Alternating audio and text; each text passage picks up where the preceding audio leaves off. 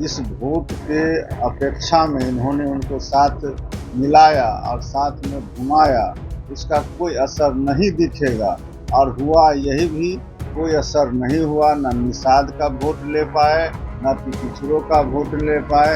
ऐसी स्थिति में उनको रखने का कोई औचित्य नहीं है। इसलिए अब देखते हुए कितना बड़ा घटना उनके साथ घटा।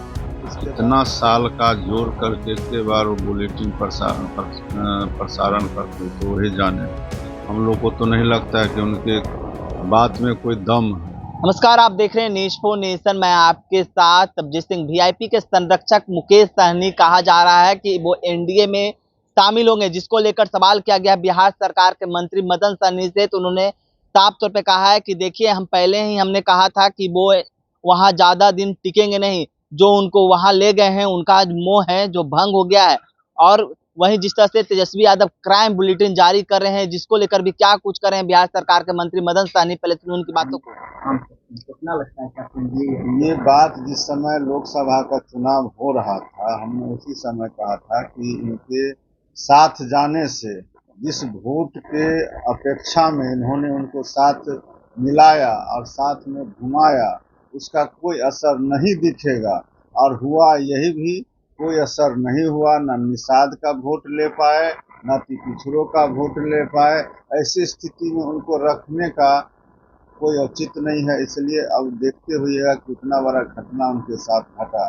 इसके बावजूद भी तेजस्वी जी ने उसमें शामिल होने का कोई कोशिश नहीं किया।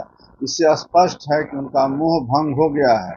आप लोग जिनका नाम ले रहे हैं कि वो एनडीए में जाएंगे, उनकी बात आप छोड़ दीजिए। जिन्होंने उनको साथ मिलाया था, उन्हीं का मोह भंग हो गया। तब तो रास्ता एक ही बचा है, वो एनडीए में ही जाएंगे, दूसरा तो कोई रास्ता है नहीं।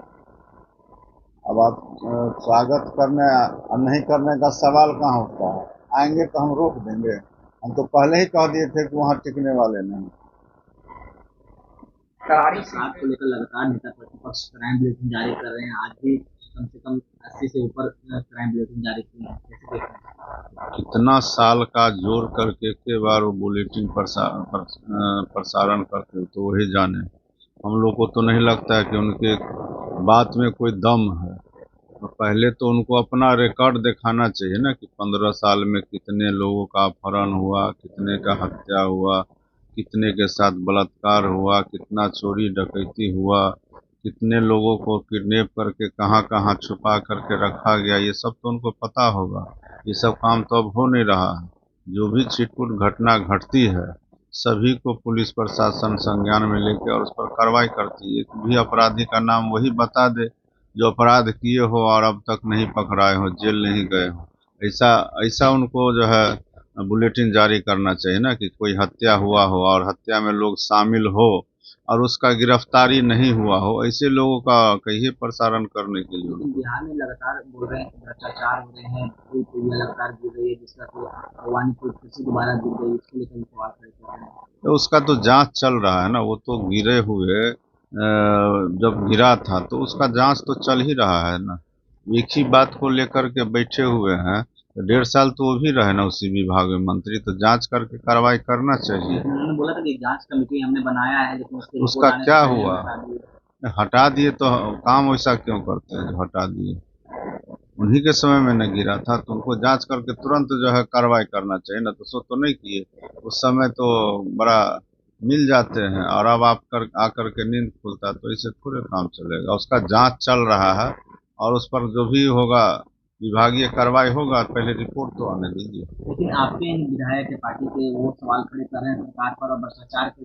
अब उनका क्या मामला है स्थानीय स्तर पर, ये तो वो जाने। और जब वो बोल रहे हैं तो उनका बात का जवाब हम क्यों देंगे? वो तो विभाग के लोग जाने और माननीय मुख्यमंत्री जी उनको संज्ञान में लेंगे कि आखिर पार्टी के विधायक होकर के और किस लिए वो ऐसा बोल रहे हैं और उसमें कहाँ तक सच्चाई है, ये तो जांच करनी चाहिए। तो आपने सुना बिहार सरकार के मंत्री मदन सहनी किस तरह से कहते हुए जा रहे हैं कि जो क्राइम बुलेटिन डाटा जारी कर रहे हैं, वो डाटा 2005 का पहले का कहीं तो नहीं है।